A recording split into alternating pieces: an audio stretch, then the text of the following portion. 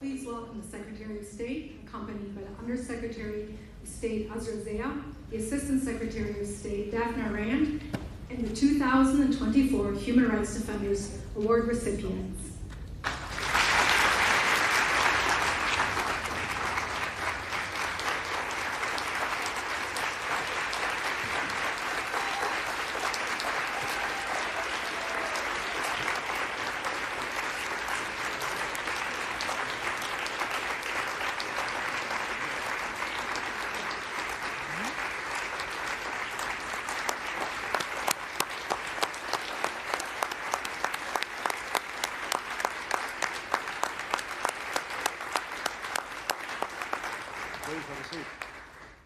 Good afternoon, and may I be the first to wish you a happy International Human Rights Day.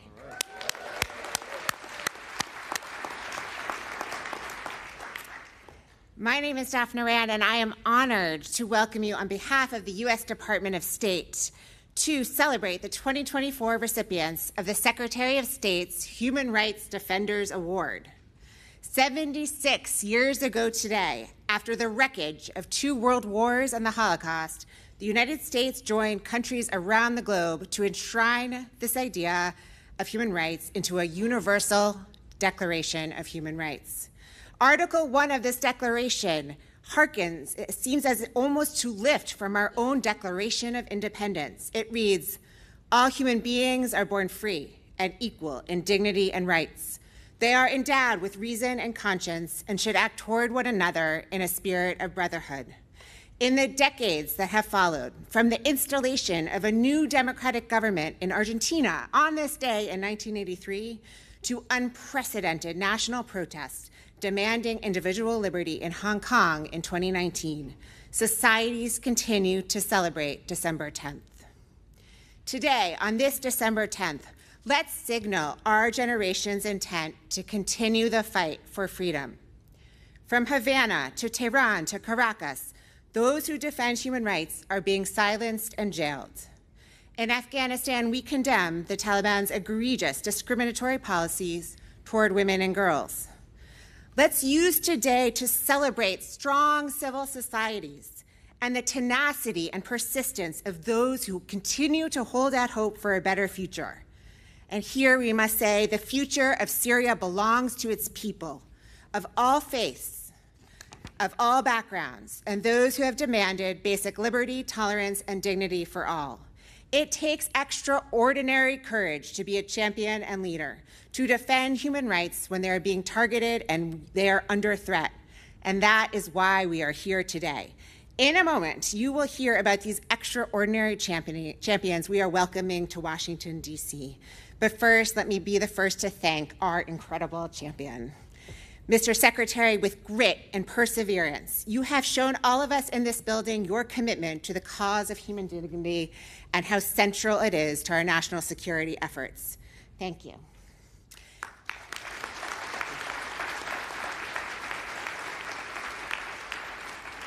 This event would also not be possible without our partners, the McCain Institute at Arizona State University and Humanity United. Thank you to Evelyn Farkas and Srik Gopal, and you and all of your teams, all you have done to support these phenomenal individuals. And with that, it is my honor to introduce another incredible human rights champion, an individual who has served with great distinction and cares deeply about this department, the one and only Undersecretary of State, Azra Zaya. She will now introduce the Secretary of State. Thank you.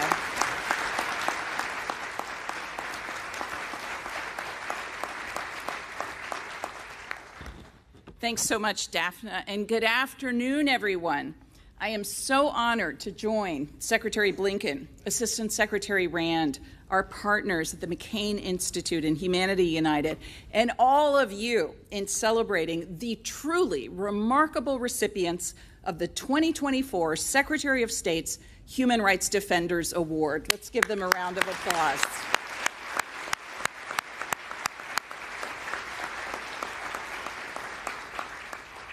Our honorees hail from diverse countries, from Azerbaijan, Bolivia, Burma, and Colombia, to Eswatini, Ghana, Kuwait, and the Kyrgyz Republic. But together, they are united in their personal courage, drive, and resilience to defend human rights and fundamental freedoms. As we celebrate their contributions, we also recognize the significant hardships and dangers they, and often their family, friends, and communities face due to reprisals against their work, threats, harassment, unjust imprisonment, torture, and even death. There is perhaps no greater example of these hardships than one of our award recipients, for whom there is an empty chair, Rufat Safarov, who, while preparing to travel to the United States to receive this honor, was unjustly detained by the Azerbaijan government. We strongly condemn this arrest and call for his immediate release. And we must also recognize today Thulani Maseko of Eswatini, who is represented here by his wife. Thulani should be here today to receive this award for his vital human rights and democratic reform efforts. But he was taken from this world all too soon by brutal killers who still evade justice. Now, while recognizing the remarkable individuals we're honoring today, we also acknowledge that human rights defenders are not alone in their courageous efforts. Alongside each defender is a chorus of partners, from family and friends to peers and ordinary citizens who stand with them and who all too often also face repercussions for speaking truth to power. But let me tell you, the United States too stands alongside you. President Biden made a commitment to prioritize human rights in our foreign policy.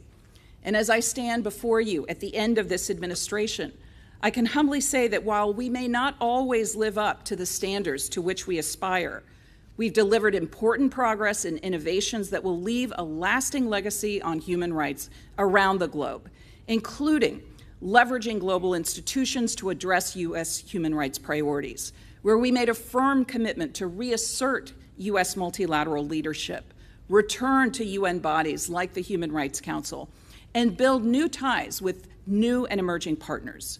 Resulting milestone outcomes included suspending Russia from the UN Human Rights Council due to its invasion of Ukraine, and forging global consensus on the first ever UN General Assembly resolution on advancing safe, secure, and trustworthy artificial intelligence for sustainable development.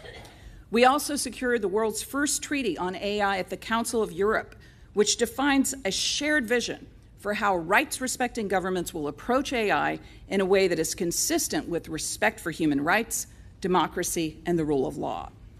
We also employed novel and diverse accountability tools to hold human rights abusers accountable.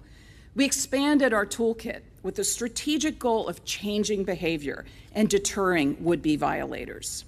Through close cooperation with the Departments of Commerce and Treasury, we used export controls and sanctions to hold commercial spyware vendors like NSO Group, Intellexa, Cytrox, and others accountable for selling malicious cyber intrusion tools to those repressing human rights and threatening human rights defenders.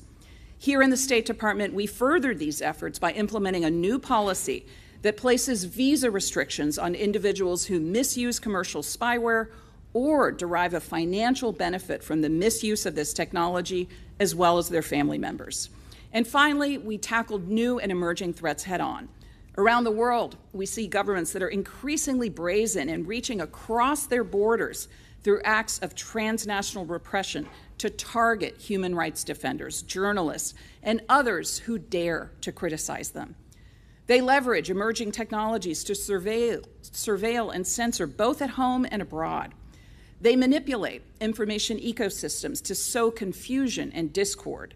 But just as they have evolved, so have we. We've put transnational repression, or TNR, on the agenda of the UN and instituted a new policy at home to restrict visas for perpetrators. We've also provided more than $16 million in active programs to those defenders working to counter corruption, including the journalists working to expose it.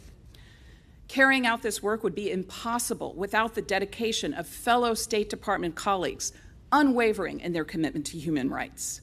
Public servants like Brett Dvorak, who served as a human rights officer at our embassy in Baku and about whom you will learn more shortly.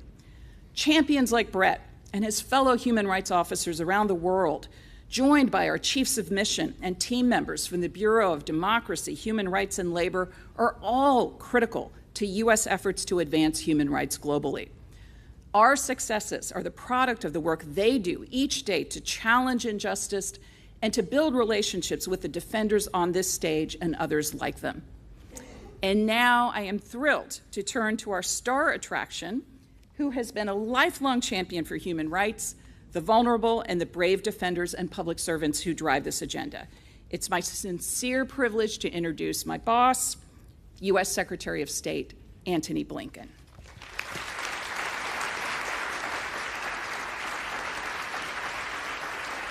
Thank you. Good afternoon. Welcome to the State Department.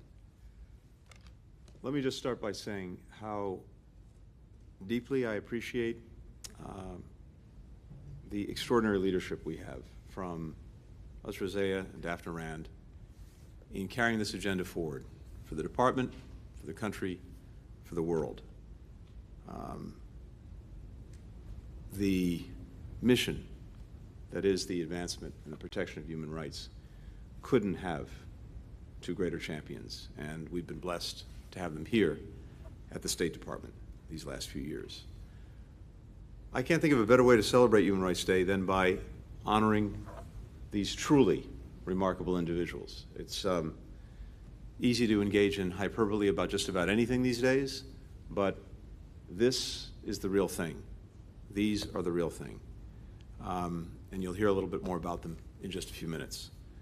But also doing it together with the State Department's champions, senior leaders like Azra and Daphne, and foreign and civil service officers like Brett Dvorak.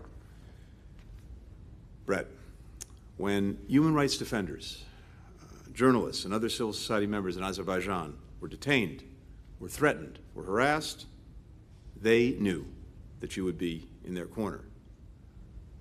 We know how much it meant to them. And today, I'm glad that you can hear how much it means to the department and to your country. Thank you, thank you, thank you.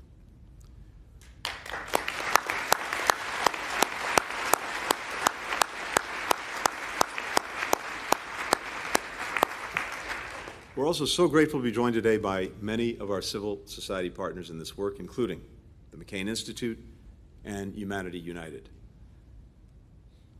This partnership between civil society and between government in working to illuminate, to elevate human rights is absolutely critical to mission success.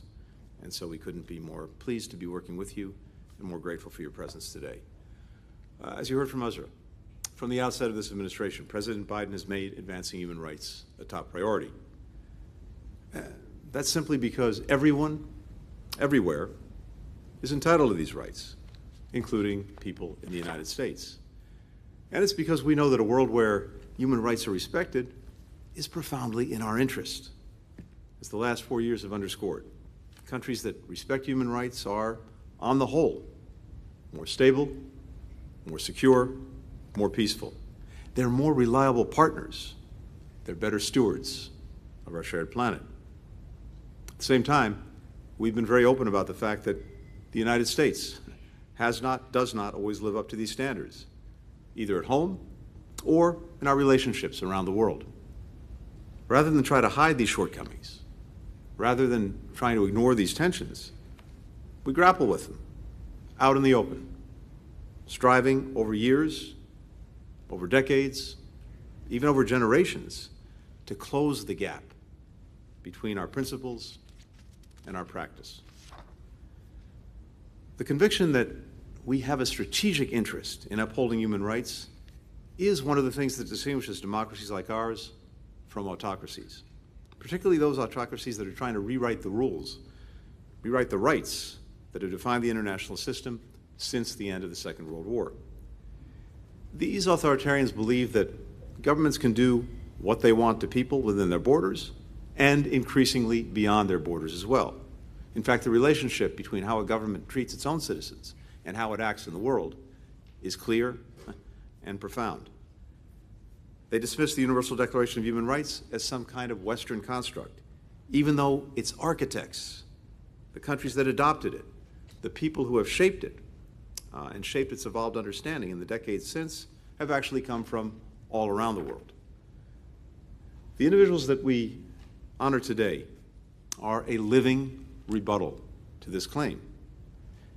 Their very diversity shows that human rights are not the heritage or the aspiration of any one nationality, any one faith, any one ideology, any one region, or any other characteristic.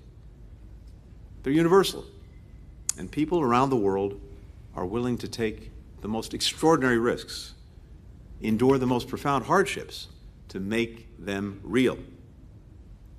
Today's honorees have a lot to teach us about how the United States can be a more effective partner to human rights defenders around the world. But let me highlight a few of the lessons that I think we can draw from their experience. First, these awardees show the power of finding new tools and new methods to document abuses, to empower victims and vulnerable populations, and inform the public about their rights. In 2000, during Colombia's brutal civil war, paramilitaries attacked the Afro-Colombian community of Mapuhan, killing, torturing, sexually assaulting residents, driving them from their homes. In the aftermath, Juana Alicia Ruiz joined other women from the community to create a project to help survivors recount their abuses, to process their traumas through quilting.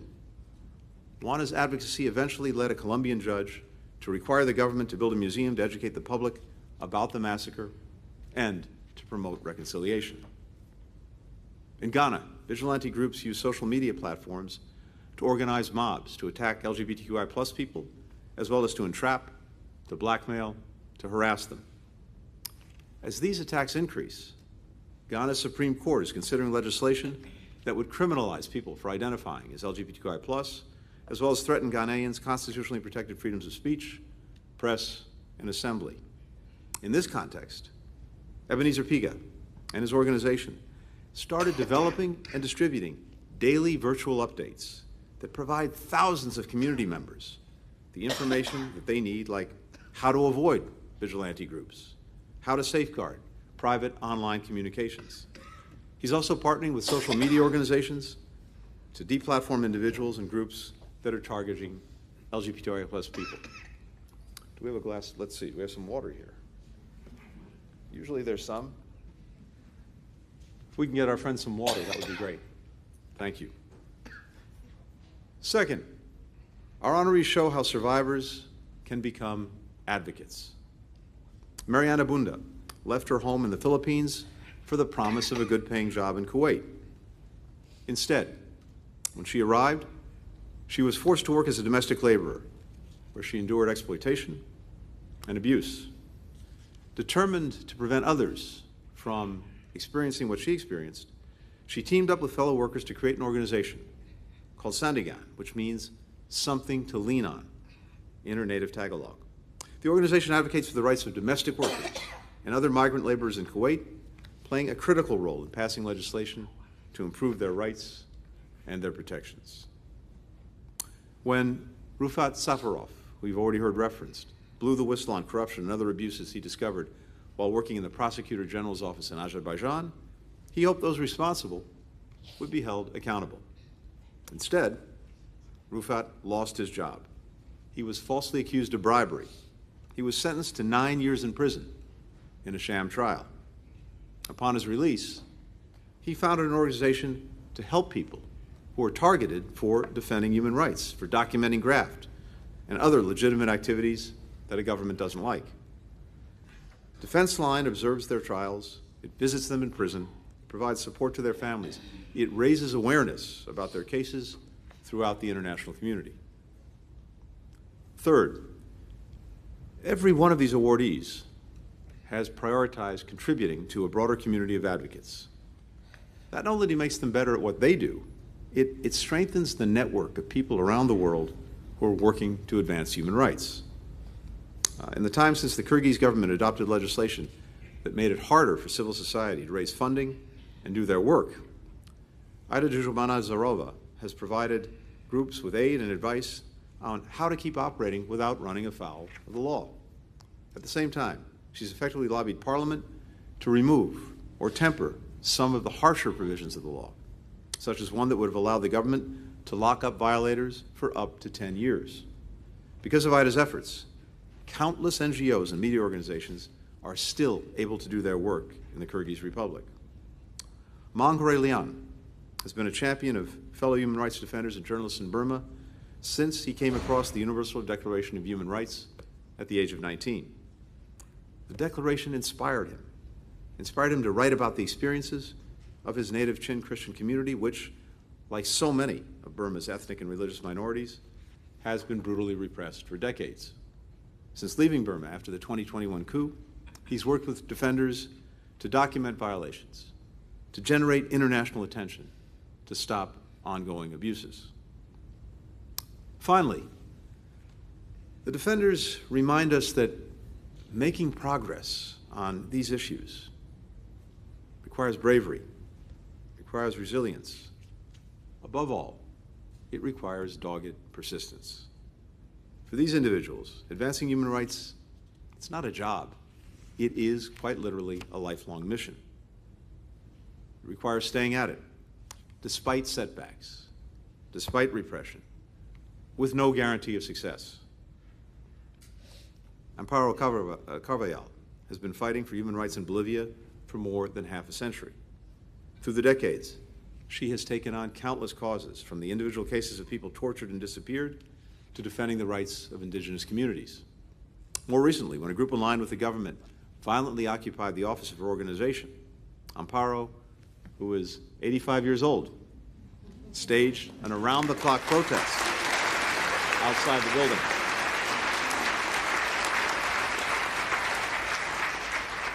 She held her ground for 52 days, sleeping outside in freezing temperatures, all while battling cancer. When the occupiers eventually agreed to leave her organization, Amparo said, and I quote, "I find myself strengthened because I never sold myself out," which can be said for her entire life.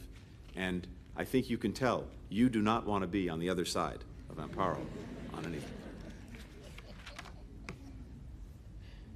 Toleni Rudolph Maseko also dedicated his entire life to advancing human rights in Eswatini.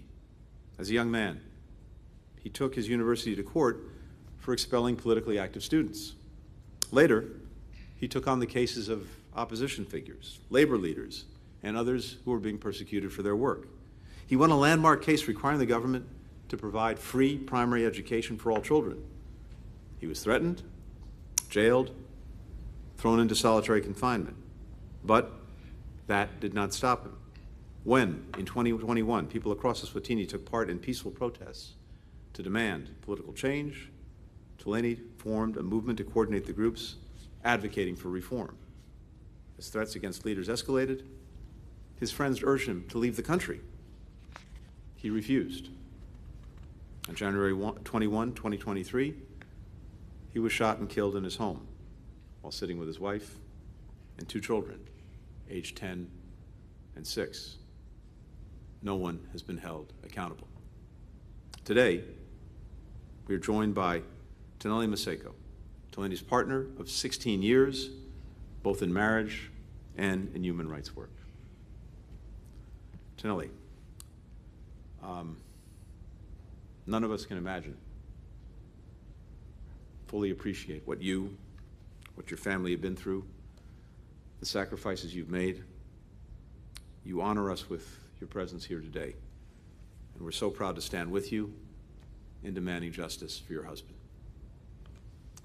Now, one chair, as you will have noted, is empty on this stage next to Tenali. It belongs to Rufat Safarov, the Azerbaijani human rights defender that I spoke of just a few moments ago.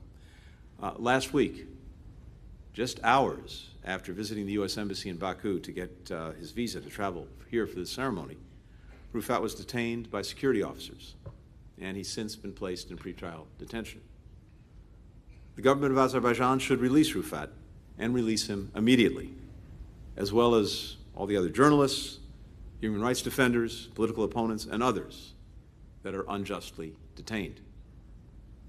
In a social media post shared on Rufat's behalf shortly after his detention, here's what he wrote. "I'm not unhappy with my life. I have chosen dissident life. It's a privilege to defend people and defend humanity." Of all we can learn from these honorees, maybe the most important thing is their bravery. It's the choices that Rufat, that Delaney, that every defender on this stage, as well as so many others whose names that we may never know, the choices that they have to make every single day. Choices they make knowing the profound risks because they believe so fervently in the rights and the dignity of their fellow human beings. That includes so many human rights defenders in Syria who never gave up over 14 years of conflict and relentless efforts by the Assad regime to extinguish them, and who now have renewed hope that the perpetrators will be held accountable. The choices made by these remarkable individuals, they also pose a challenge to each of us, a challenge to ask ourselves, what could we accomplish with even a fraction of their bravery and dedication? That's a question that we must ask as citizens and especially as people privileged to serve in government. And so, to our honorees today, to everyone fighting for human rights around the globe, I urge you to keep setting the example. Keep challenging us to prove worthy of your courage. Keep holding us accountable. You'll make this country better. You'll make the world better. And to each and every one of you, I say thank you for the inspiration. Thank you for what you show us, the best of humanity, every single day. Congratulations to each of you.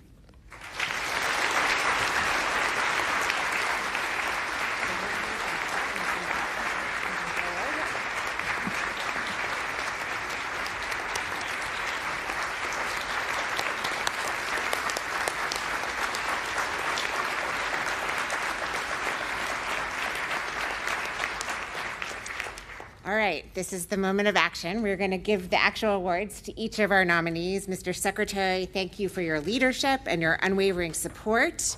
We're going to call each person by name to come receive their award and to stop for a photo. So first we'll start with Ebenezer Piga, our committed advocate and pioneer in the fight for equal rights of all people in Ghana.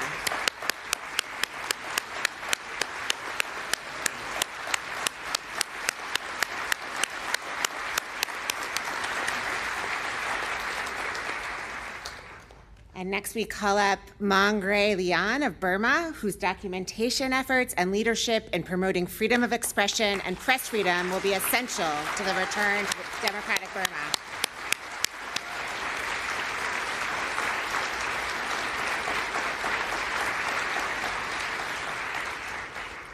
And next we call up Mary Ann Abunda, who as a survivor of human trafficking has demonstrated exceptional courage and resilience in her efforts to combat the exploitation and abuse of domestic workers in Kuwait.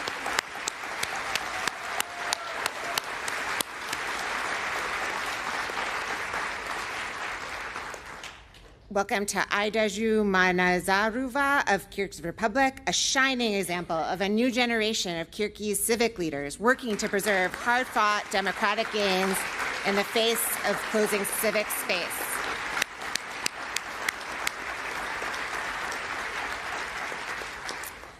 Wanali Ciaruiz of Colombia, who has dedicated her life to fostering grassroots reconciliation among communities in the aftermath of Colombia's 50-year internal conflict.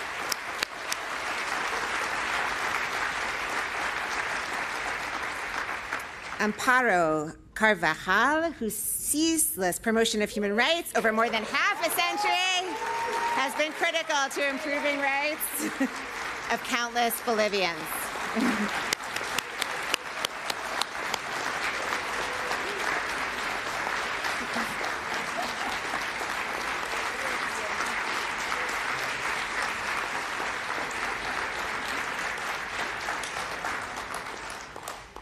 And then, Mr. Secretary, if you could take the next award and stand by the empty chair, we want to honor Mr. Rufat Safarov of Azerbaijan, our indefatigable advocate for accountability and the release of all individuals justly detained. Rufat is not with us today because he has been unjustly detained for his human rights work. He embodies the courage of human rights defenders and should be with us today.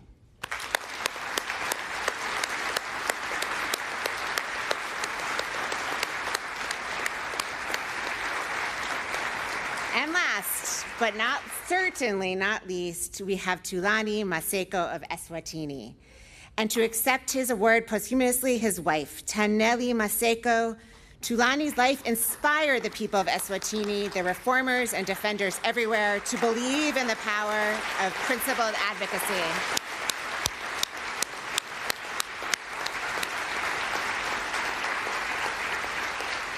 And now, please join me in one more robust round of applause for all of our phenomenal awardees.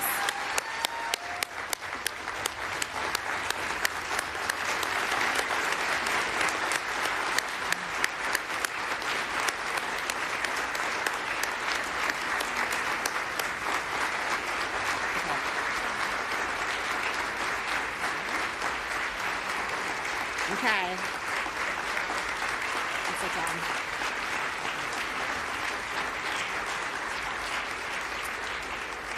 We have one last award that we want to give, and you've heard about this individual. As we honor the relentless pursuit of human rights defenders around the world, we too, here in the United States, have a responsibility to do all that we can to ensure that we advocate for them as part and parcel of U.S. diplomacy. In Washington and around the world, our staff at the State Department maintain regular contacts with human rights defenders like these, and they understand the challenges they face, their concerns, and they think of creative ways to assist them. Our embassies, that I want to honor today, all of our embassies, have dedicated human rights officers who are continuously thinking up new ways to innovate and modernize to meet the pressing human rights challenges of the day.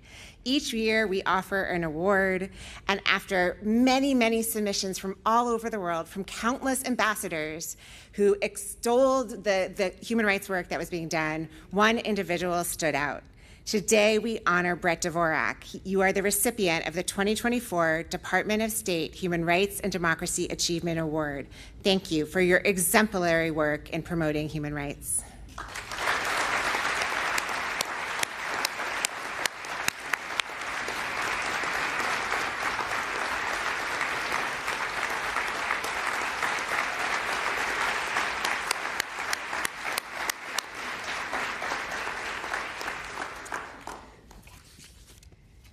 So this is the end of our ceremony, and I don't know about you, but I am very inspired. Thank you so much to our partners in civil society, to our staff on the Hill who are here with us today, to friends across the U.S. State Department and U.S. government for celebrating and commemorating Human Rights Day.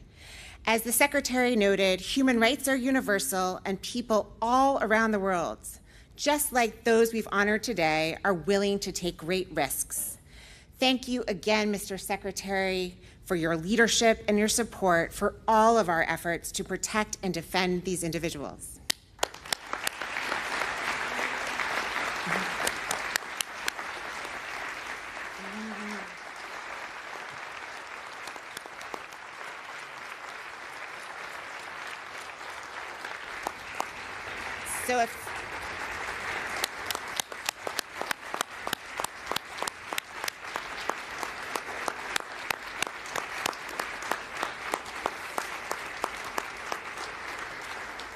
So now we have a few housekeeping notes. First, please remain in your seats as the Secretary and our awardees depart the room.